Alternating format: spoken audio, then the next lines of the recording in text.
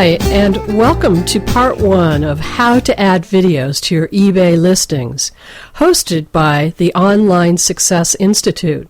I want to thank Janelle Elms for hosting this video seminar series.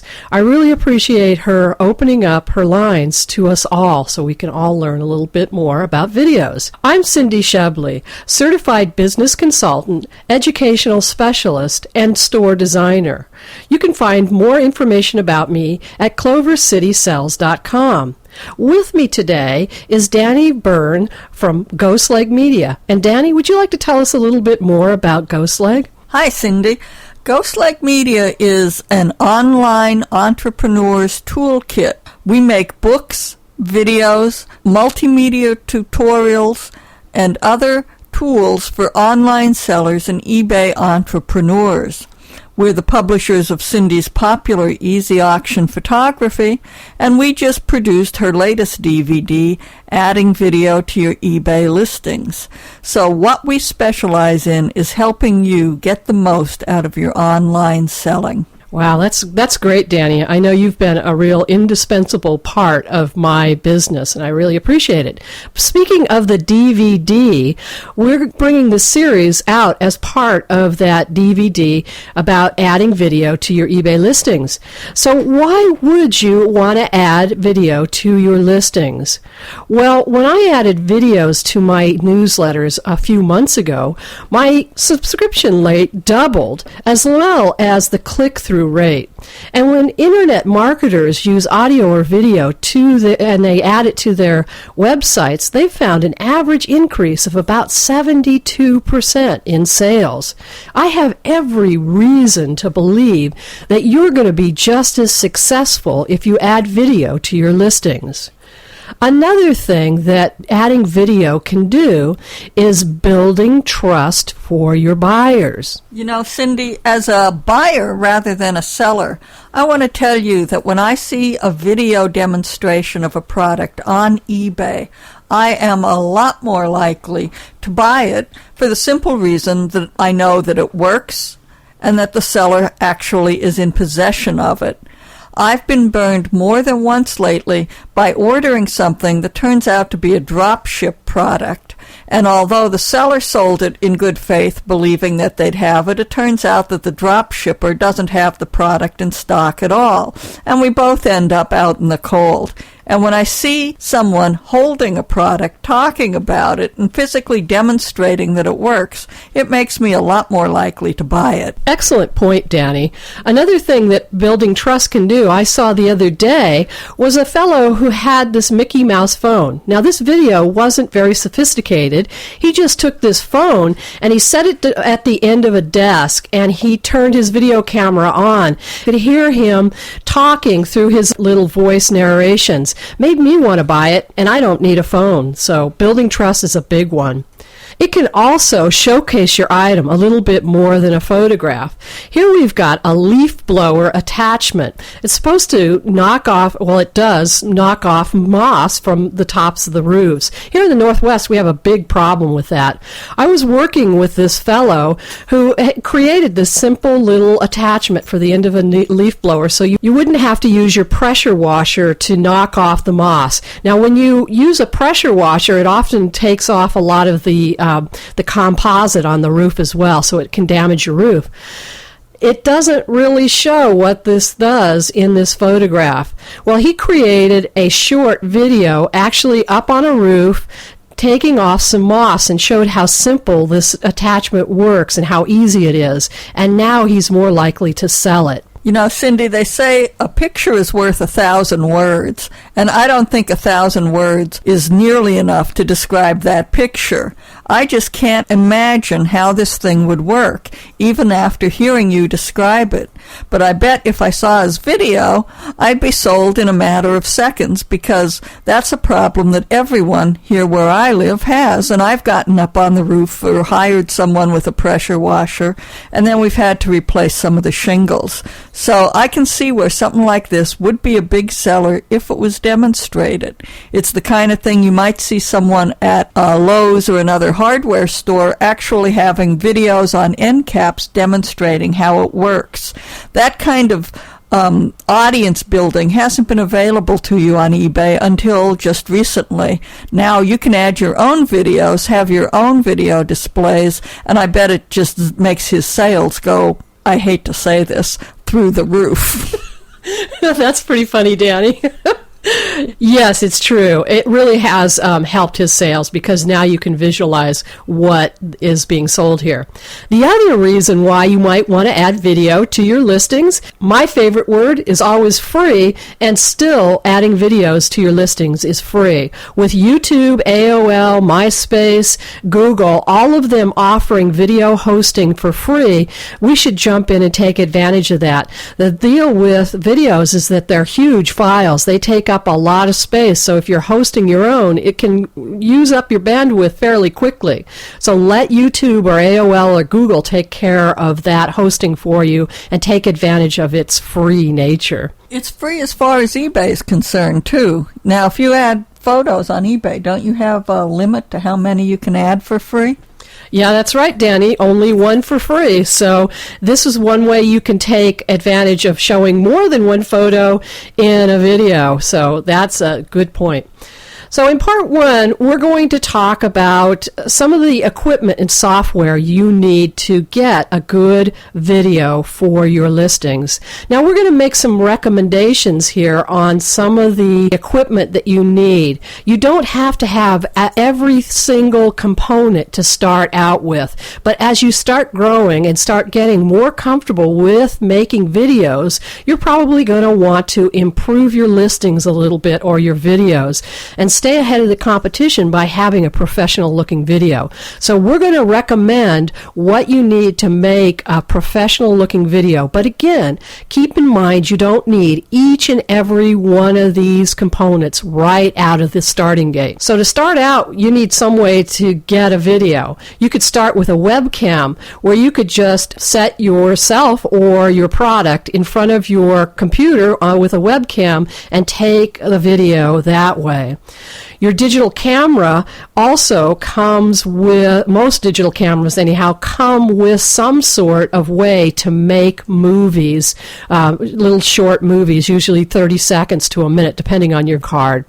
There's also something called a flip video cam. This is really a nifty little gadget. It'll take 30 to 60 minute videos, and it just plugs into a USB port on your computer when you're ready to transfer it. So it's a very simple thing to use, very easy, and they're not very expensive. Now at some point you're probably going to want to improve your video and upgrade to a regular video camcorder.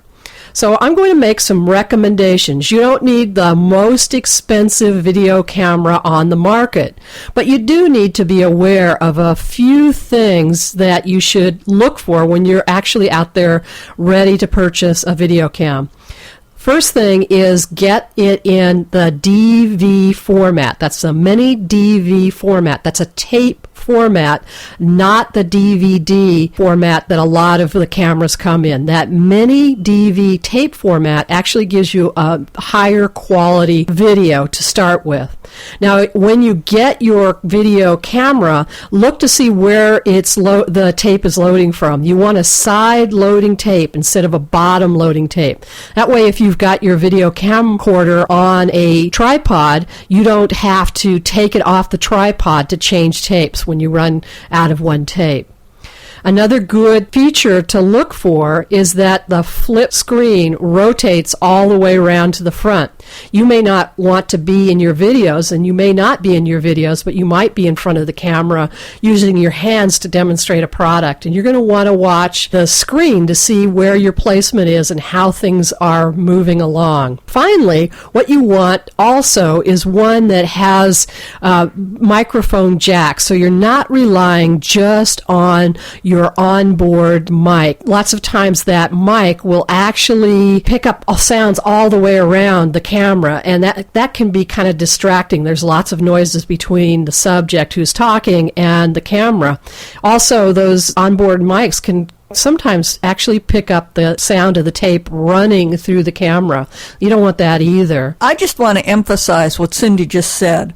Out of all of these features, the most important to me would be that external mic jack. In a 2 or 3 minute tape, you can easily make do with a mini DVD rather than a DV tape, or a bottom loading rather than a side loading camera, but you can't really get away from the need for an external jack.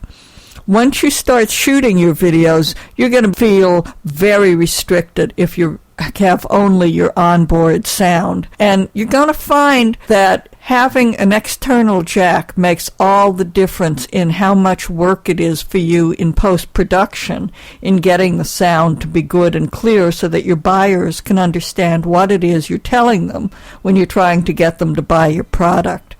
So if you only have one thing that you can choose the mic jack. You might want to compromise on these other features, but don't compromise on the mic jack. If the salesman tells you that you don't need it, go somewhere else because he's just wrong. Yeah, you're right. And Danny, some of these newer cameras don't actually come with mic jacks. It's getting harder and harder to find them. So you might find that you buying a used video camcorder is the way to go. Of course, you can buy one on eBay, but do keep in mind that you buy one that is a name brand from somebody with a solid feedback rating, and also look to see if the seller has things like still has the original box, has the manual, and those sorts of things. All the memory cards or anything that might come with it, and they've showcased it in a photograph, so you know that it's somebody who's taken good care of that video camcorder.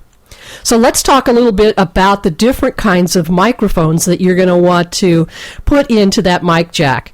Now, here we've got a picture of a shotgun microphone. If you can think about how a shotgun works, when those pellets go out, when somebody shoots a shotgun, it goes out in kind of a triangular shape all the way forward. Same thing happens with a shotgun microphone. The microphone picks up sound in a triangular sort of pattern in front of it, not in back of it. So if there's something going on in back of the microphone, it's not likely to pick that sound up. So a shotgun mic is excellent if you're taking a picture or you're taking a video of an interview of a couple of different people, or you're in an auditorium and you're shooting video of somebody up on a stage. Those kinds of uses are great for shotgun microphones.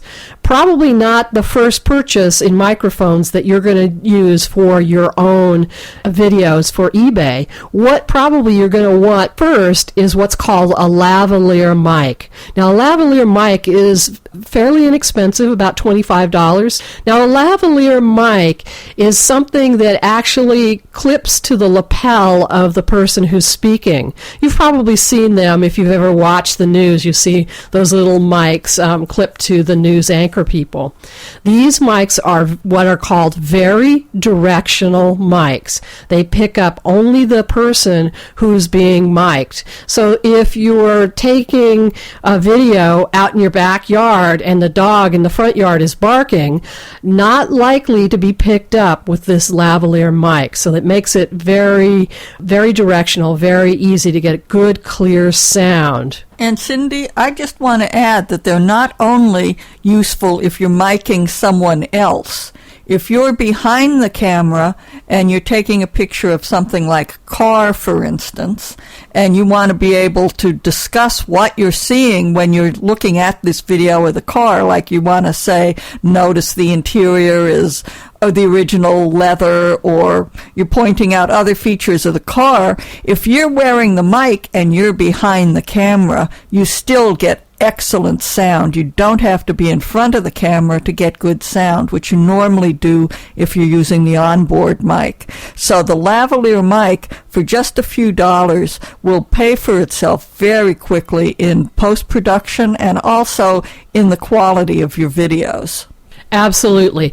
Now, these lavalier mics actually come with fairly long cords, so don't think that you're going to be right attached to the video camcorder. Some of these lavalier mics, their average cords are about 25 feet long, so you have plenty of room to, move around. You're still using that lavalier mic. One quick tip about lavalier mics: when you start shooting, be sure to have a couple of extra batteries in stock, because it's really a drag to find out in the middle of your video that your microphone has lost its battery power and you didn't get that sound. Moving on, we're going to talk a little bit about lights. Now, Danny talked a little bit about videoing a car just a minute ago. And if you're going to do a car, of course, you're going to have to use natural light. So anything large, you're probably going to shoot outside under natural light. Problem with natural light is that it is the hardest kind of light to work with. If it's a sunny day, you've got really deep shadows, and it doesn't matter if you're here in the Northwest or anywhere else. The weather is unpredictable, so I can pretty much assure you that the day you're planning on shooting this video, you're going to have really bad weather. It's going to rain or something else. So at some point, you're probably going to want to come into the studio and video your smaller items. And that's where you're going to start wanting to have some sort of supplemental light. Now, you can start out with lights from around the house. Just adding more light's going to help your video. If you're doing a video cam, you're sitting in front of your computer and you're talking, demoing your product, shooting it in front of a computer, well, a couple of desk lights, one on each side, is going to make a big difference in lighting you or your product.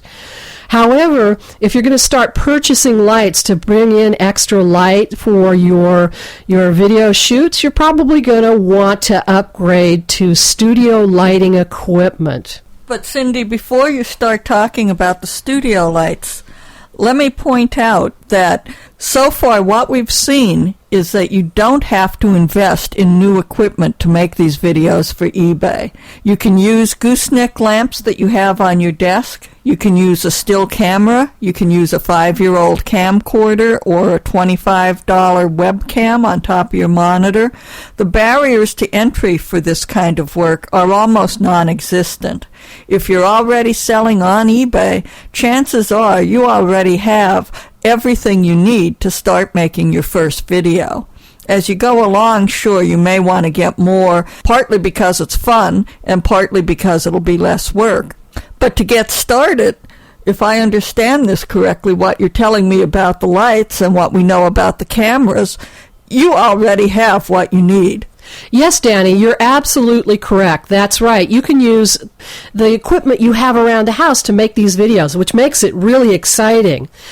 However, I want to caution you about lights. When we're talking about lights right now, if you're going to use gooseneck lamps, be sure that you have the same kind of bulbs in both gooseneck lamps, because video can correct for a lot of different nuances, but it can't correct for two different light colors, which is going to happen if you have two different kinds of light bulbs in those gooseneck lamps. Do you recommend any kind of bulbs? Like, do you think it's better to use the compact fluorescents rather than the incandescent bulbs? You know, environmentally, I would go for the compact fluorescents because they're going to save energy, but they're also a lot cooler to work under. So I vote for the compact fluorescents. And in fact, at some point, I would recommend that you think about upgrading to the studio model compact fluorescents. Those will be flicker-free compact fluorescents. They're made for photography, and they won't flicker, so you're not going to have that weird little flicker that you probably have seen in older movies. Now, studio equipment, studio lights are not really much more expensive than your average household light that you go down to Lowe's and purchase.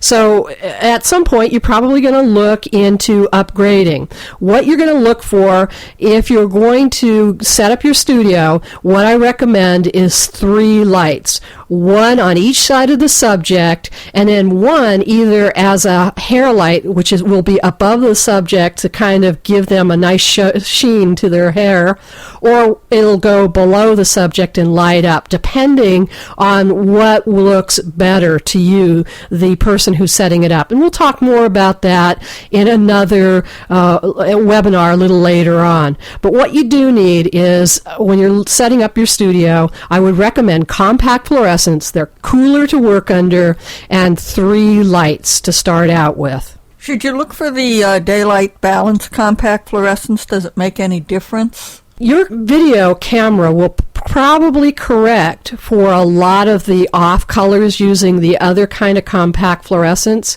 but personally, I want to start with the best quality equipment that I can to make the very best video, not to make my microprocessor inside the video do all the work. So I would recommend that when you go to purchase these compact fluorescents, that you do get daylight balanced compact fluorescents so that they have the right color to start with. All right, if you've ever heard me talk about still photography, you've heard me talk about diffusing the light.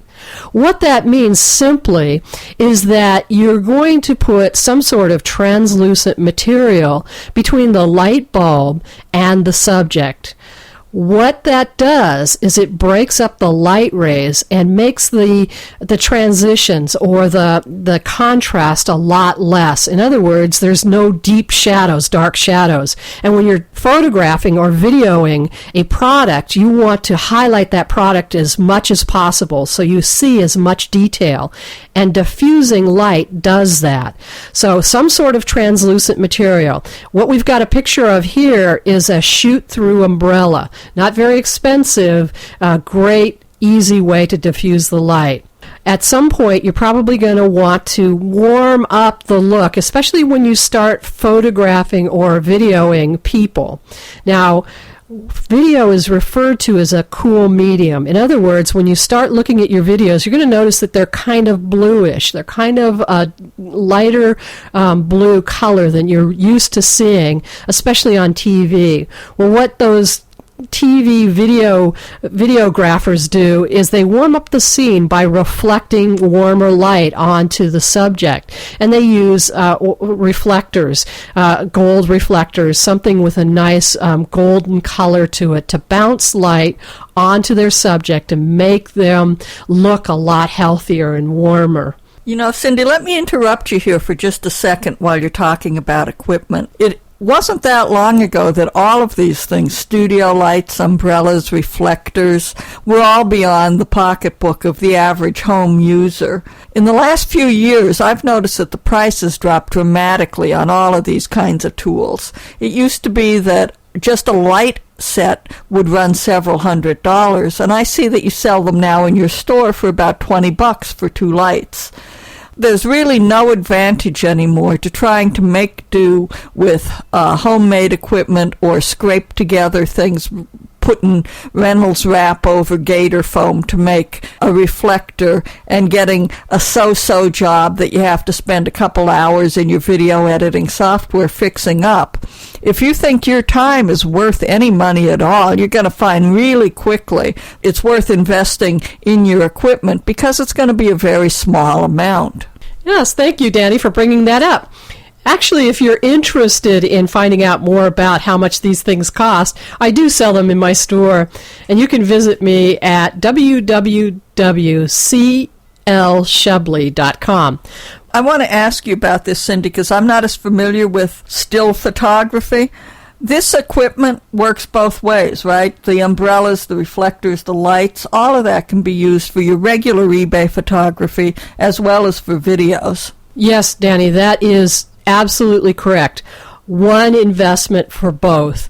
The umbrellas that I'm showing here, I use them in my studio both for still photography, and as we go into video, I've been using them as well very successfully. So you don't have to purchase anything more if you've already purchased studio equipment to take still photographs.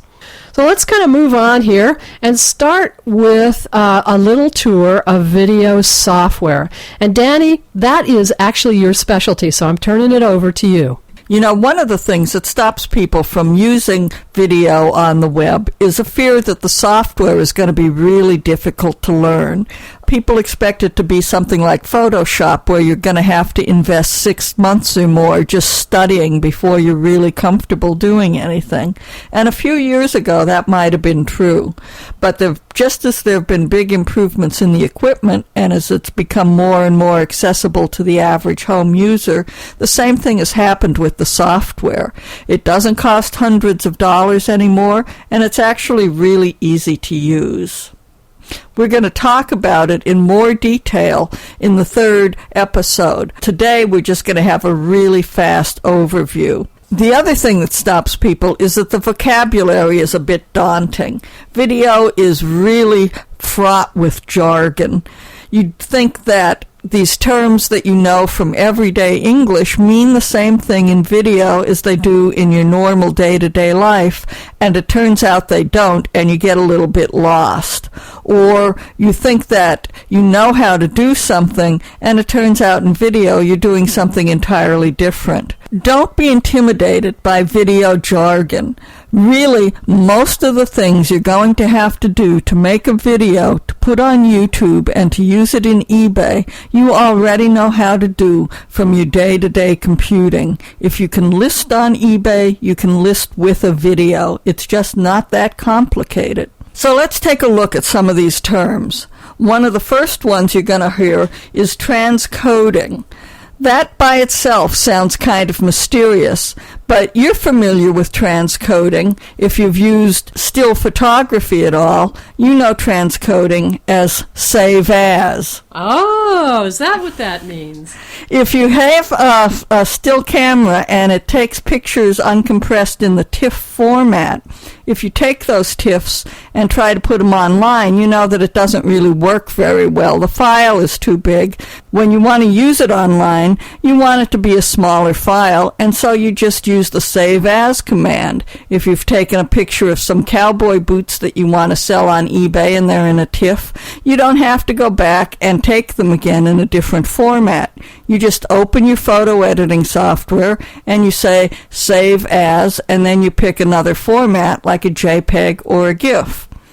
Well, the same thing can happen with video. Now, it's true that technically a lot more has to happen to transform a video from one format to another, but we as the users don't have to know anything about how to do that. That's what computers and software are for. So all we have to do is know that the term for doing this is transcode. If you have a movie you've taken and it's an AVI and you want to share it through email with someone across the country, you might transcode it into a QuickTime movie. If you want to upload it to YouTube, YouTube might transcode it into a Flash movie. It's just a way of saying that you're taking it from one format to another. Another term you might hear is rendering.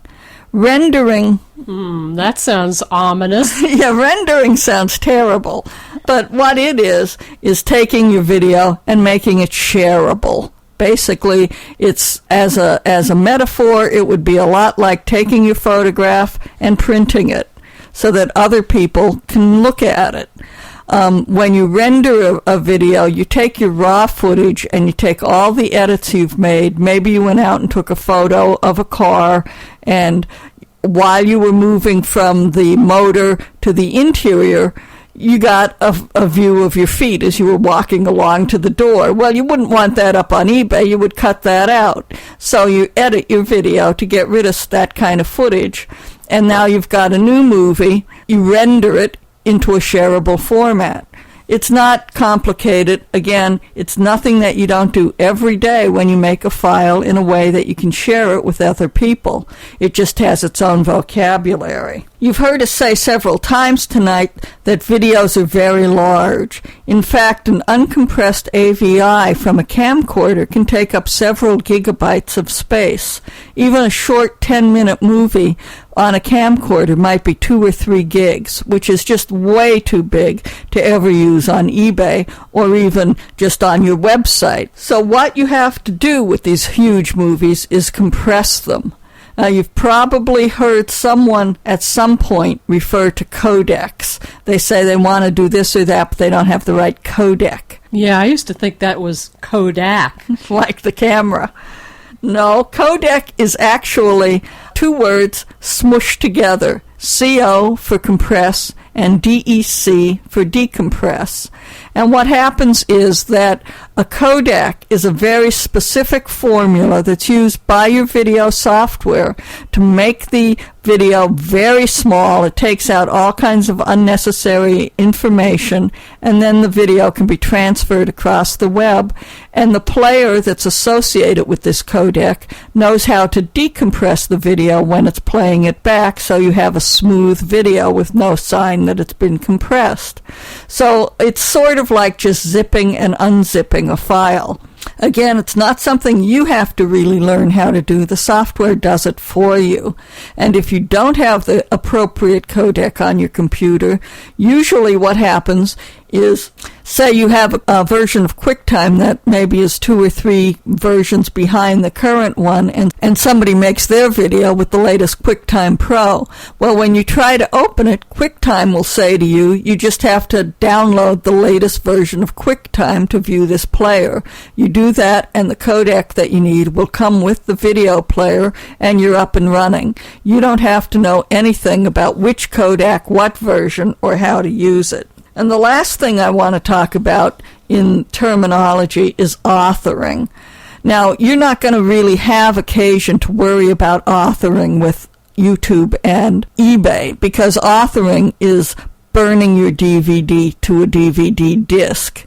But you're going to hear that term a bit as you study how to make videos, because it doesn't mean at all what it sounds like it means. I think it's worth spending a second or two talking about what authoring is. Authoring is adding chapters, titles, and things that let you jump around in the menu on a DVD. Again, you're not going to do any of this when you're adding a video to YouTube. So we did talk a little bit about Flash. This is the most common format that's used on the web. Flash has been around now for several years, and the estimates I see say that it's on over 90% of the computers currently attached to the internet. So that's kind of like JPEGs, sort of universal? Yeah, and it works on both Macs and PCs, so it's really a great way to use video for something like eBay, where you don't want to restrict your buying audience to just one group of people. Flash is used by YouTube. You don't upload your movie in Flash. You upload it in one of the other popular formats, and YouTube transcodes it to a Flash movie and then plays it in the YouTube Flash player. I'm sure you've all seen something like this movie here on YouTube or elsewhere, and that's what you're going to see when you add these videos to your eBay listings. The good news is you don't have to know anything about either building a Flash player or actually making a Flash movie. YouTube does all that work for you, and they supply the player. All you have to do is take the code from YouTube and paste it into your eBay listings. If you want more detailed descriptions about how to do that, either how to get the best results on YouTube or how to actually embed these things in eBay, the Cindy's DVD will help you with that. I do want to say that because YouTube tries to make their Flash the most compatible that they can over the widest spectrum, they go for a lowest common denominator, and their videos are not always the best quality. Your video may look really good on your computer, and you upload it to YouTube, and it's kind of fuzzy, or maybe it even looks pixelated. This is part of the problem of transcoding, and it's also part of the problem of using older codecs. As time goes on, these things have become more sophisticated, and the videos look better and better. But YouTube doesn't want people getting those download the latest version messages, and neither does eBay, and so they use one that's several generations behind. So if you don't like the way your video looks the first time you upload it to YouTube, just delete it and try rendering it again with slightly different settings. And as I say, if you need help with those settings, you can find more out on the DVD. We're going to talk a lot about software in the third episode. In fact, it's devoted just to video editing. But let's take a really quick look tonight at what is available to you. This has the same theme as so many other things we've said tonight. You don't have to spend a lot of money to get started. Video editing software, which used to cost several $100s, is now included with almost every computer, and it's free. Windows XP comes with a program called Microsoft Movie Maker. You may not even realize you have video editing software on your computer, but if you have Windows XP, just look around on your Start menu and you'll probably find it in the Accessories group. If you have a Mac, you'll find a program called iMovie, which is included as part of iLife. Both of them are really good starter programs for learning how to edit. They can edit movies, they can make cuts, they can add soundtracks and voice narration, they add titles. They can do almost anything you'd want to do for YouTube and eBay without spending a penny of your money. There's also a program that I want to spend a few minutes discussing tonight, but we'll look at in detail in the third episode, called Photo Story. This is available for free as a download from Microsoft on the Microsoft website. Go to www.microsoft.com and do a search for Photo Story 3. Photo Story right now only works on Windows XP, so if you have Vista, I think you might be out of luck. In more ways than one, actually. But if you wait, it's probably going to be upgraded by Microsoft because it's a very popular program. They used to charge for Photo Story 2. Photo Story 3 is now free. And what it does is take still photographs and collects them together in a montage with pans and zooms, transitions, sound, music. It makes actual movies out of your still photographs, sort of the way Ken Burns made the Civil War movies or his recent World War II movie. So if you're someone who doesn't have a camcorder or a webcam or any of these other kinds of ways we've talked about that gets you inexpensively into the video world, you can still make movies that are very compelling for your eBay listings by using Photo Story. All you need are a few still photographs and maybe a scanner or just a digital camera, and you'll be in business in no time. And when you see the kind of results you get from Photo Story, you'll be astonished. Several of the most watched videos on YouTube have been made with Photo Story, and you can see examples of Photo Story movies on the video blog that goes along with this series and with the DVD. This blog is at www.ghostleg.com/blog. We have a lot of information on the blog. We talk about a lot of the stuff that we're going over in this series in more detail on the blog, including definitions, how to find certain equipment, how to use certain equipment, and we have video demonstrations showing how things look under different conditions. So if you're interested in more information, please visit us at www.ghostleg.com/blog. It's updated very frequently, and I think you might find it useful. Well, Danny, thank you for that great rundown of the different terms, because I've been kind of put off by them and wondering what some of them mean myself. So that was an excellent rundown. I really appreciate it. Now, this series celebrates the launch of the DVD, Add Videos to eBay Auctions. If you would like to buy the DVD or find out more information, I encourage you to go to www.clovercitycells.com/OSIvideo.htm. That's a special link for OSI Rockstar members to get the best value for this DVD. So that's it for the first part of this 4-part series. Next week, we're going to talk about how to create a video by telling a story to help you sell your product. This is Cindy Shebley from Clover City Cells saying goodbye. We'll see you next week. And for Ghostleg, that's www.ghostleg.com. This is Danny Byrne thanking you for listening to us tonight.